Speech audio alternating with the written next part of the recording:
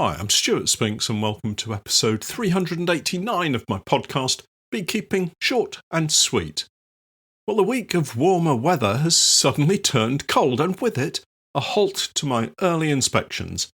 We're always busy though, and with that in mind, I've been back to the workshop, catching up on spring preparations.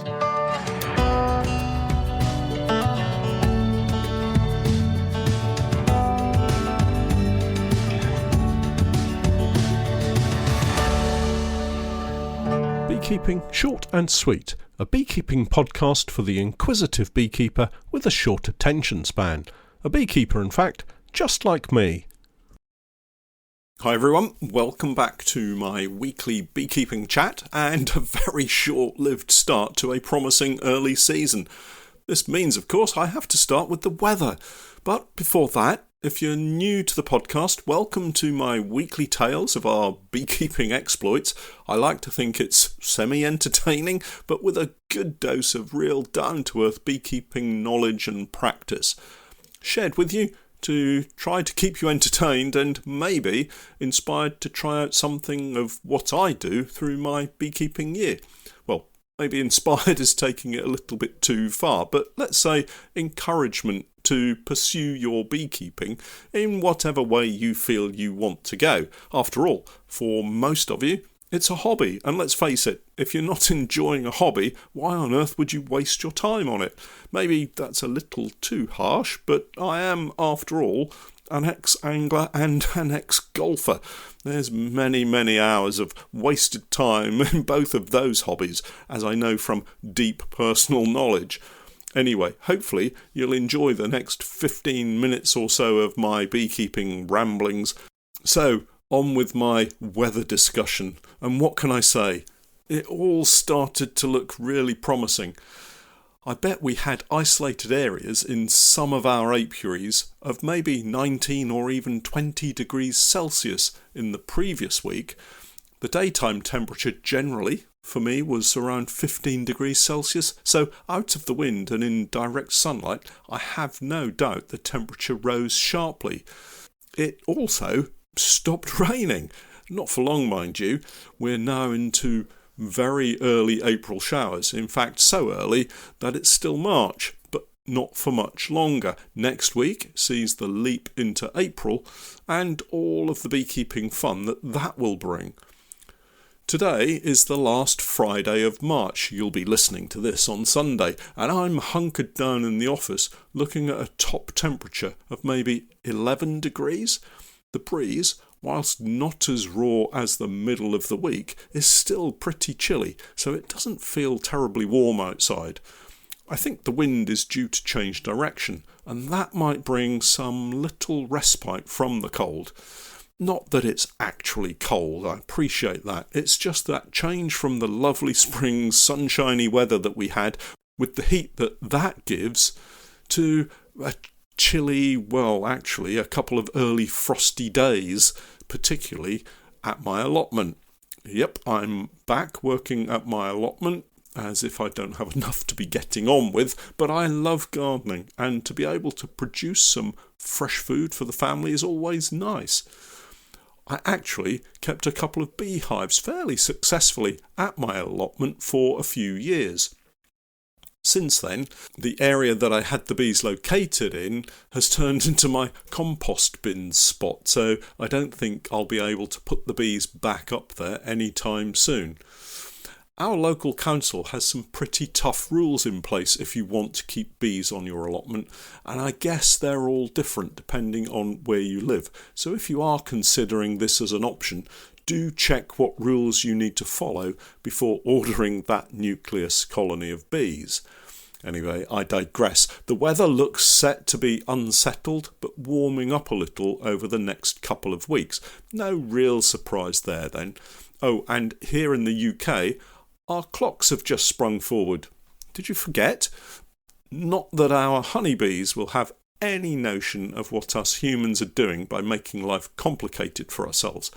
Do we actually still need daylight saving time?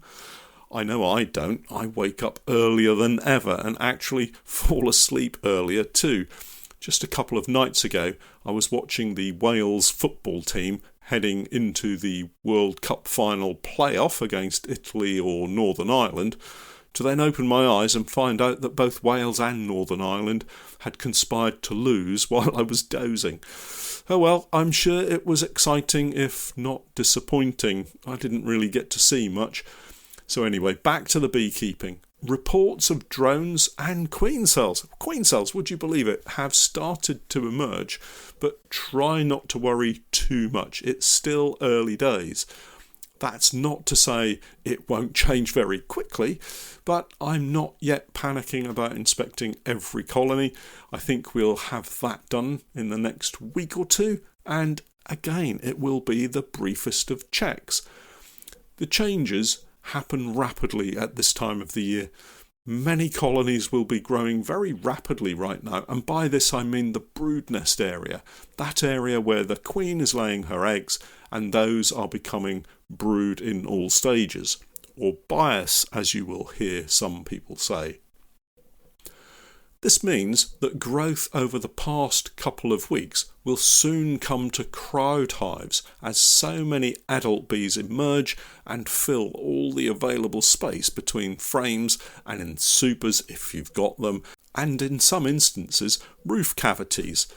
I know because, well, it's happened to me too many times to admit really, apart from the fact that of course I've just admitted to that. Oh well.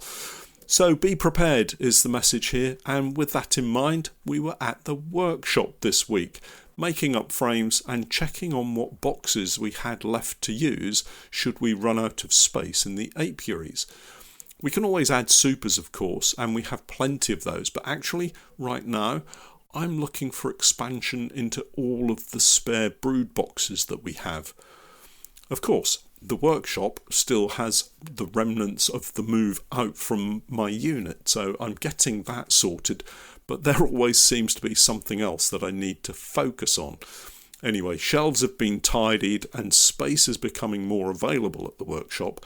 One of the big tasks that we have is making up frames and adding foundation for both Langstroth and 14 by 12 sized hives.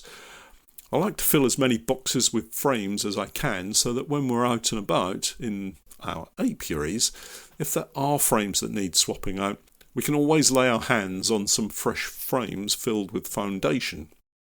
Swapping out frames has become one of those regular habits for me, and it's a good habit to have, and I recommend it to all of you.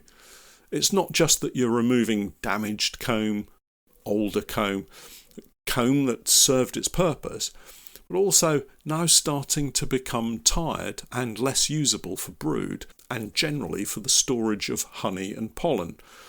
I'm quite lucky really in that because we sell quite a number of nukes each year, we are continually swapping out frames to provide the very best comb in those nukes. Anything that's slightly damaged gets replaced because of this, whereas if it were just for my personal use, I might maybe be inclined to keep it for another year or so and let the bees sort it out. Obviously, beekeepers buying one of our nukes get frames of year-old comb, and these are then replaced by new foundation. So we have a cycle of renewal. Even if you're not selling nukes, I would urge you to replace combs on a regular basis. It's better for your bees and better for you too. Back at the workshop, we had something of a calamity. Where would we be each season if we didn't have a little drama? Hopefully, this is all the drama that we're going to get this year.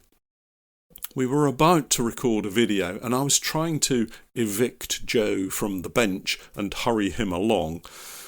And as he picked up the small hammer that we were using to put the frames together and move it out of the way, it slipped from his grasp, and in one of those slow motion moments, it fell straight down and hit the small compressor that we use for our nail gun. It hit the compressor in the only vulnerable spot it could in order to do the most amount of damage. There's a cast metal outlet that the compressor hoses fit into, and it fell squarely onto that, smashing it off so that the compressor emptied its entire contents, hissing violently as it discharged compressed air into our workspace. It made me jump, that's for sure. Anyway, the upshot is that the compressor is now unusable and spare parts are not available because, well, it would be cheaper to buy a new compressor than repair it. That's according to the salesman in the local shop from whence it came. Oh, well, as they say, if that's the worst event to befall us this year, I'll be very happy. Once the dust had settled, we managed to get to record the video. If you look closely, you can see the broken machinery in the background, I think. Anyway, the main event of the day was to build the Paradise Honey 2-in-1 6-frame nuke boxes. That's a bit of a mouthful, and it is a nice piece of kit. I've had a couple of these nuke boxes for about a year now, and thus far, the 6-frame nukes that we have in them are doing really well. These nuke boxes come flat packed, so there is an element of self-build here, but actually a little wood glue in the preformed joints and a little bit of weight from me leaning on it is all that's needed to push them together fully. When I say it comes flat packed, I'm really only talking about the main body. The rest of the construction is the mesh floor, which I screw in place, so that's pretty simple, and if I ever need to clean it, I can simply unscrew it, rather than in previous seasons with the honey pour hives, where I've actually used silicone to fit that floor in place. Then you've got to pull away the silicone seal, and that just gets messy. I like the protective top and bottom slide-on caps that these nukes have. These protect the poly material really well and help the frames move more easily when I'm inspecting them. The entrances have slide covers that can be adjusted depending on the strength of the colony, and as it's a 2-in-1 nuke box, either side of each end entrance is independently adjustable. Another nice feature is the metal divider rather than a Corex divider. I find the latter always seem to buckle when I'm trying to remove them because the bees have propolized them in place. This divider splits the 6-frame box into 2 3-frame nukes, and I find these are fantastic for queen rearing. I have used the smaller queen mating nukes in the past, but I find I'm just not attentive enough to prevent some of them from getting away from me. The 3-frame nuke provides me with a little more breathing room to manage my workload. So once the nuke has the divider in place, you need to remember to open entrances at each end, but not directly opposite each other. This opens one side of the nuke but not the other, and that will trap bees in the side that hasn't been opened. Add a roof and there you have it, a neat Langstroth nuke box that has the ability to be very, very versatile for most beekeepers. Oh, and yes, for those of you who have watched the latest video, I did forget to buy feeders with them, it seems, so that will be another purchase at some point. These nukes, as with most, really do need to have a feeder because food levels can fluctuate really quickly in growing colonies. In other news, honey sales at the moment are pretty buoyant. It's been one of the best late winter and early spring sales periods I've had in recent years. Good news because, wait for it, the old Ford Ranger has had to have a little bit of TLC this last week. Before I expand on this, let me mention that the poor old thing is over 20 years old now and has been through some pretty rough handling over that time, certainly since I took ownership of it. Farm tracks, fields, dare I say even a couple of ditches. Anyway, the last couple of MOT inspections revealed some fairly serious corrosion at the front end where the radiator supports are. My local garage, who I've come to trust for advice over the years, let's face it, they've seen this truck on a regular basis. Anyway, they took the truck in and stripped down the front to access the area for welding, and judging by the pictures they sent me, I think this job was probably overdue. Holes like a Swiss cheese is the description I had from them, and they weren't really that far off the truth. Anyway, welding complete, the front of the truck put back on, and a hefty old invoice for over £800 later. I think we're set for the next MOT, and more importantly, the new beekeeping season. It really is all about getting things ready for the new beekeeping season. And whilst I know this isn't strictly a beekeeping tale, this truck is a vital part of my beekeeping business, and I'd be lost without it, to be honest. There's no way I could afford a brand new truck at the moment, so taking the very best care of this one makes sense. Which reminds me, I need to carry out a service on both of our trucks, ready for the new season too. Better add that to the work list. I need to get that done sooner rather than later, because we do need to load up all of these boxes and get them over to the apiaries. I still have to swap out the woodpecker damaged box over at the farm, and those colonies are quite close to some oilseed rape that will soon be in full flower if it isn't already, and I'll use that to get the bees to draw out the fresh comb in these brood boxes that we add in most cases. These colonies will then go on to provide splits in April and May, depending on any queen cell activity, and actually form the basis for our nukes for the summer. Some colonies, the strongest in the apiary, will get a queen excluder and supers to start a spring honey crop, and these will most likely granulate in the comb as it's still quite chilly. My method of dealing with this is to select supers with drawn comb that we've used over several years. Allow them to store the honey in these, knowing that it will probably granulate, and then return them full of honey back to the honey room, where they'll go into the api melter and have the honey and wax melted out, separated, and then those frames will get a quick clean and have fresh foundation put in them, ready for the summer. As you can see, there's still plenty to think about, plenty to prepare, and plenty to keep me busy. I was going to say plenty to keep me out of trouble, but it's only a matter of time before the next challenge arrives. That's beekeeping though, isn't it? Do get in touch if you have any questions about today's podcast. If you're listening as a patron, do send me a direct message or use my contact page on the website. Well, that's it for this week. For all of you who haven't yet signed up to my Patreon page, I, together with Steph, have been creating beekeeping content for many years now. And if you're looking for some straightforward, down-to-earth tips and techniques, help and advice, then do take a look at my Patreon page. We have over 1,700 individual beekeeping posts, videos and podcasts filled with useful and timely help and advice. My approach is pragmatic and calm, sometimes entertaining, but always with help and support for the beekeepers at the heart of what I do. I keep my videos short and concise wherever possible, no waffle, no flannel, just honest beekeeping advice from years of keeping bees.